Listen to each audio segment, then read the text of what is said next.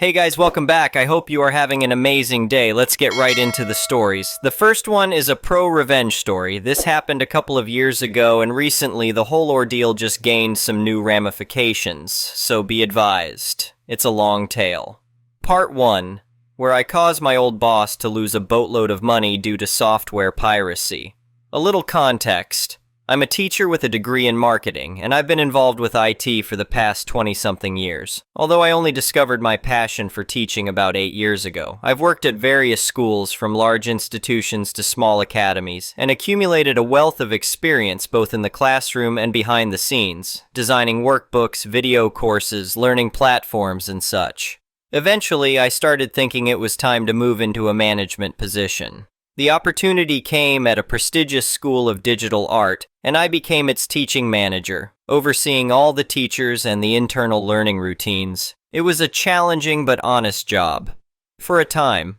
Soon it became obvious that my boss, let's call him Mr. Tyrant, was not exactly what he tried to present to students and employees. He would display bursts of anger and antagonize the team, demanding impossible results and asking about tasks that he never assigned, but somehow was our job to guess. One day during a meeting, Mr. Tyrant grabbed a large chair and pretended to throw it across the room. He grinned, saying, "Just kidding, folks. Lighten up." Nobody even flinched because nobody doubted for a second he was capable of actually doing the deed. Needless to say, nobody laughed either. In my country, employers may hold employees' contracts up to 3 months, which means that for 90 days you have no job security, and may be fired at any moment without any consequence to the company. Mr. Tyrant reminded everyone of this fact constantly, half-joking, trying to keep everybody on their toes. "Remember, folks," he'd say with a smirk, "you're all still on probation, best behavior, or it's sayonara." He actually excused me from this treatment. He had this bad habit of treating the managers differently, and gave me constant praise for a good job until the day my temp contract ended, meaning I was then an actual employee, with full benefits, and couldn't be fired without him paying me everything the law stated. So it really surprised me when he started the hostile treatment not 24 hours after my temporary contract ended and full employment began. Gone were the praises, and in their place came screams, bad reviews, and more insane demands. We paid an outside company to do maintenance on the classroom PCs every week, but somehow bugs and crashes were now my fault. One time he made me stay after hours on a Saturday after all students and staff had left, and prohibited me from going home before I had all computers running smoothly. "Listen here," he growled. "I don't care if you have to stay all night. These computers better be perfect by Monday morning or else." He asked me to find him a new seller, and I introduced a friend, making it clear that by no means was I asking for him to be hired. I was just making introductions, and if he liked the guy after they talked, it was his own decision and responsibility to hire him or not. A few weeks later, he gave me an earful for going for drinks with this friend of mine, saying that managers should stick with managers and that I should mingle with him, not the staff, because they were beneath us, apparently. I said, "This is absurd. I've known this guy for years already. If you want to, you can join us for drinks anytime." It was not the response he expected. The abuse continued and actually intensified. One day I started to feel chest pains and my left arm went completely numb. While my friend called for an ambulance, I retreated to Mr. Tyrant's office, at the time being occupied by his fiancée, and calmly told her, "Don't mind me. I think I'm having a heart attack, so I'll just lay here for a few minutes so the students can't see me." Of course, she went nuts after this. The good news, it wasn't a heart attack, but an anxiety attack, and it wasn't the last one. I was 38 at the time, and it was the first time I saw my mom cry since my dad passed, more than 20 years prior, from of course a heart attack. I decided enough was enough, so I gave my 30 days notice, citing health issues. I hadn't yet completed 6 months working there. I sat down with Mr. Tyrant and said, "Look, I'm not blaming anyone, but the stress is making me worry about leaving my family too soon. I'll work through my entire notice period to complete every project we started since my hiring." So I finished updating the courses, finished the development of our brand new e-learning platform, finished hiring the teachers for the next semester. I even shot videos to promote every single course on the school's menu. Less than a week left till my last day, he called me into his office to show the company's new career plans. I don't know the equivalent term in English, but it's the path planned by the company for the growth of each position. "So you see," he said with a smirk, That's what you're going to earn in a few months. That is, if you stop being a sissy and just do your effing job. I could not believe it. After all the abuse, all the toxicity, I had tried to take the high road and end everything on a good note, and he called my health issues being a sissy? I was done. I told him to just deduct the next few days from my final payment and left. Now for the revenge. Remember how I introduced him to a friend and he actually hired the guy? On my final days, I announced to Mr. Tyrant that I would open my own school after leaving, but failed to mention that this other employee was my business partner. So when my friend, let's call him Jack, asked for his 30 days notice, our boss went livid. He all but threw out Jack, telling him to never set foot there again and leave immediately. "Get out," Mr. Tyrant roared. "I don't want to see your face here ever again. You're just like your backstabbing friend." According to the law, that means he had to pay for that whole month, plus every remaining day Jack worked before, plus commissions. Adding to that my own last payment, which came with 6 months of benefits, we had more than enough to start our new venture. But that's not the revenge. He actually made us sign a sort of NDA with a bunch of illegal clauses, which made the whole contract invalid, preventing us from revealing any company secrets during or after our time with them, at the risk of being fined $35,000, around $7,000 US at the time. However, no contract in the world may prevent one, at least in my country, from reporting any illegal activities, which is why I did not worry one bit when I reported him and his school for having 50-plus PCs running on pirated versions of Windows, Office, the whole Adobe suite, Revit, Cinema 4D, 3ds Max, and lots of other very expensive software. Not long before this, a big and traditional chain of stores had gone bankrupt in our state for having to pay retroactively fines upon fines on Windows alone, so it's an understatement to say that the government was taking piracy pretty seriously at the time. It gets funnier when you realize that the reported person receives an email with the whole complaint, apart from the author of the report, the minute it is filed so they can prepare their defense. His response wasn't at all unexpected.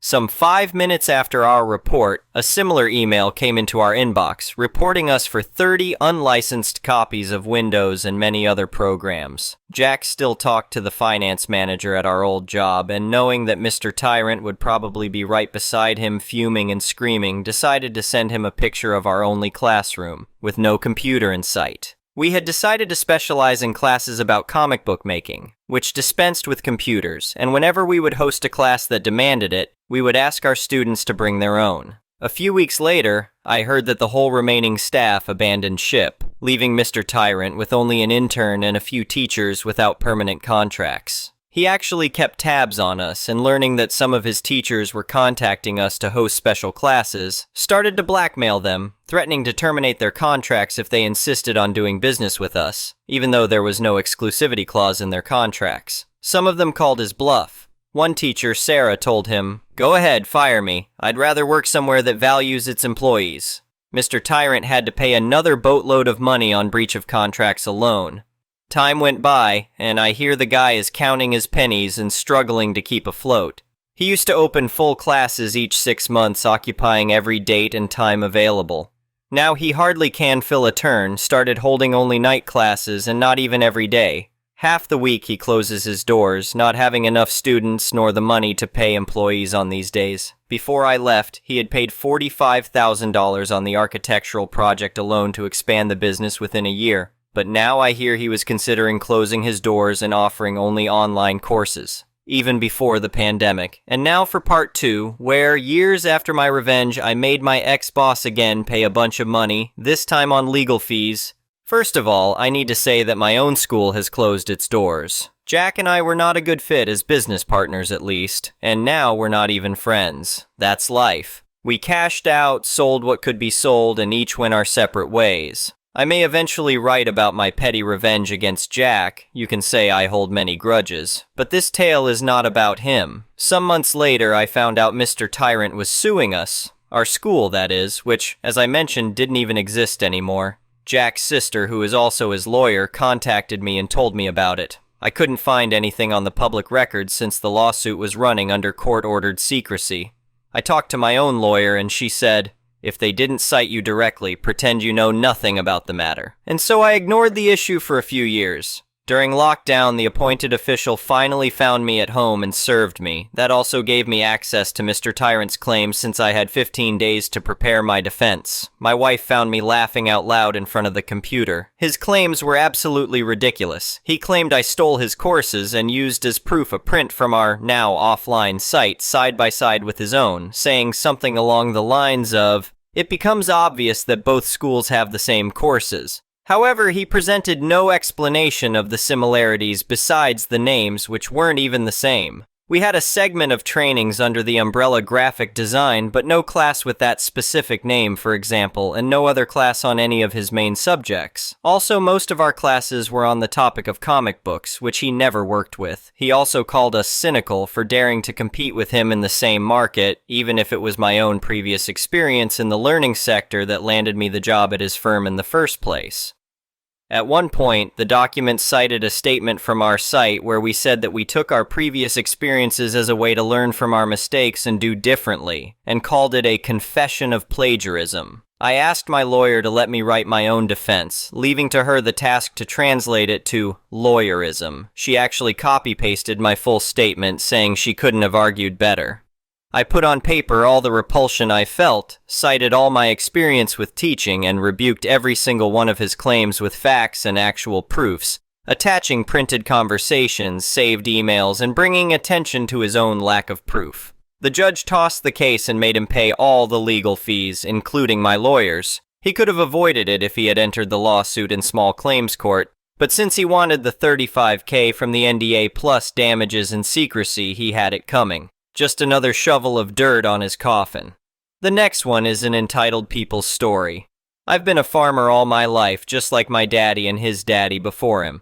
Our family farm's been here for generations, tucked away in a quiet corner of rural America. We ain't fancy folk, but we're honest and hard-working. Never thought I'd have to deal with city nonsense out here, but boy was I wrong. It all started when some big developer bought up a chunk of land next to ours. They built this fancy gated community full of McMansions for rich city folks looking for a taste of country living. Didn't bother me none at first. Live and let live, I always say. But then they went and formed themselves a homeowners association. Now, I'd heard horror stories about these things from my cousin who lives in the suburbs, but I figured it wouldn't affect us none. We weren't part of their community after all. That's when I met Karen. She was the newly elected president of the homeowner association, and let me tell you, she was a piece of work. Blonde hair piled high on her head, designer clothes that looked ridiculous out here in farm country, and an attitude that could curdle milk. One day I'm driving my tractor down the public road that runs between our farm and their fancy development. I use this road all the time to get to my backfields. Karen comes screeching up in her shiny SUV, blocking my path. "Excuse me," she says, in a voice so sugary sweet it could give you cavities. "I'm going to have to ask you to turn around. This is a private road for our community only." I blink at her, confused. "Ma'am, this here's a public road. Has been for over 100 years. Karen's face turns red. "Well, it's not anymore. Our homeowner association has decided that we don't want dirty farm equipment ruining our nice clean streets. You'll have to find another way to your fields." I try to reason with her, explain that I have every right to use this road, but she ain't having it. She threatens to call the sheriff if I don't turn around right that second. Not wanting to cause a scene, I back up my tractor and take the long way round to my fields.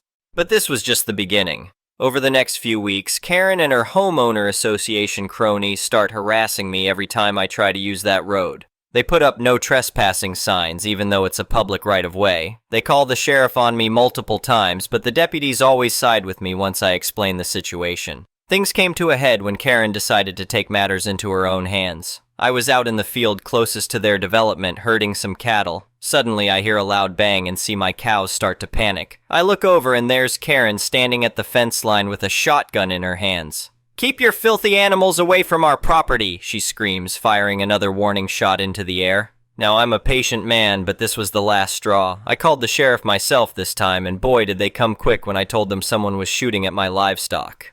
When the deputies arrived, Karen tried to spin some tale about how my cows were trespassing on homeowner association property and she was just protecting her community. But the sheriff wasn't buying it. They confiscated her shotgun and arrested her on the spot for reckless endangerment and discharging a firearm within city limits. As they were putting her in the back of the patrol car, I couldn't help but feel a little satisfied, but I knew this wasn't over. The next day, I called up my lawyer friend and asked him to look into this whole road situation. Turns out that road was indeed public property, and the homeowner association had no right to restrict access. My lawyer helped me file a lawsuit against the homeowner association for harassment and attempting to illegally block a public right-of-way. The case went to court, and let me tell you, it was quite a show.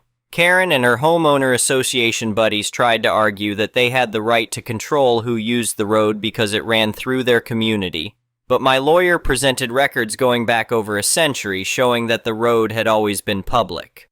The judge was not impressed with the homeowner association's arguments. He ruled in our favor, declaring that the road must remain open to all traffic, including farm equipment. He also slapped the homeowner association with a hefty fine for their illegal actions and ordered them to pay my legal fees.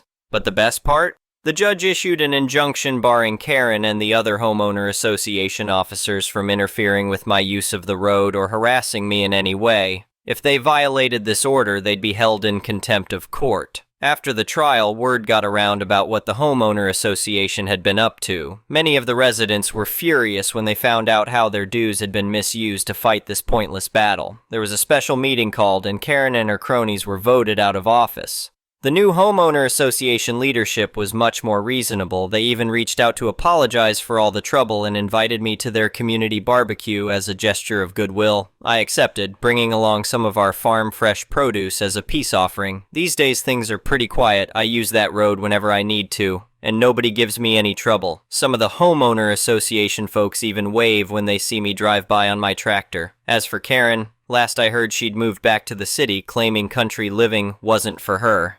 I learned a valuable lesson from all this. Sometimes, you've got to stand up for what's right, even if it means taking on folks who think they're above the law. And in the end, good neighbors, whether they're farmers or city folk, can always find a way to get along if they're willing to try. The next one is a petty revenge story. This story takes place back in the late 70s when I worked on a golf courses during my college days.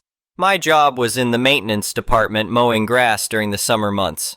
My first summer I was there, I spent most of my time mowing the rough. This involved mowing in and around a lot of trees, which sucks because you're constantly turning left or right, going forward or backing up. It kinda takes a toll on your body when you're doing this 8 hours a day. The good thing was that I mowed with a John Deere 420 with hydrostatic drive, which was a pretty nice garden tractor back then. So summer 2 comes along and I'm supposed to move up and get the more cake jobs like mowing the fairways and greens. So what happens? They hire one of the board members' kid, and he ends up getting the fairways and greens, and I'm still stuck in the trees. To throw more salt on the wound, I'm getting paid the same as I did the year before, and he's making $75 an hour more than me. This is after I was told that there wasn't any money in the budget to give me a raise. Needless to say, I'm a little pissed off. So one day I'm out mowing the driving range, and my engine starts to knock. Now I've worked on enough engines to know that something is letting loose and that the engine needs to be immediately shut down. I'm still a bit butthurt after getting the shaft, so I throw the throttle to fuel bore and I continue mowing until the engine lets loose and a part of the connecting rod comes through the side of engine block. So instead of a fairly inexpensive repair, they end up having to replace the engine. I got sweet revenge and they never knew the difference. I still chuckle to myself when I think back on this. The next one is a malicious compliance story. I worked for a company that repaired ships and had a dock main office facility that was located about 30 minutes drive from the main city where most staff lived. Our normal office workshop hours were standard 7:30 to 4 p.m. After the ships were fixed at this facility, they were sailed south, a further 40 minutes drive by car. When this occurred, staff would clock in at 7:30 at their normal dockyard office and then pick up tools, equipment for the day and drive their own car with work gear the additional 40 minutes south. Going home was the reverse, leave southern facility at 3:20 p.m. and arrive back at original facility at 4 p.m. for clock off, also returning company tools, etc. from the day's work. This was an accepted practice that everyone was happy with it. New manager comes along, says, "Why are all you people clocking on/off at the main office when you should be starting and finishing at the southern facility 7:30 and 4 p.m. respectively?" So next day, all staff then drive directly past the office and arrive at the southern facility for 7:30 start. They then have to get tools equipment for the day's work back at the main office. So they then grab one of the site trucks at 7:30 a.m., then drive back up to the office, 40 minutes, past where they had just come in their own car, and return another 40 minutes, and then start work with the day's equipment at 8:50 a.m. As there are only 2 site trucks between 20 staff, some workers never get an available truck to get their gear for the day. Lots of standing around waiting for equipment and tools. To make things even worse, the reverse had to happen at the end of the day. All equipment needed to be returned to our office each night, so the 1-hour, 20-minute return trip also needed to occur so that we could finish at 4 p.m. on site, as he instructed. This meant equipment needed to start traveling by 2:40 p.m. to get up and back for 4 p.m. clock off. This was not a very productive initiative from the new boss, and once he started this nonsense, the malicious compliance by all staff basically saw him be moved on from this position within 6 months, because work completion rates dropped by over 50%.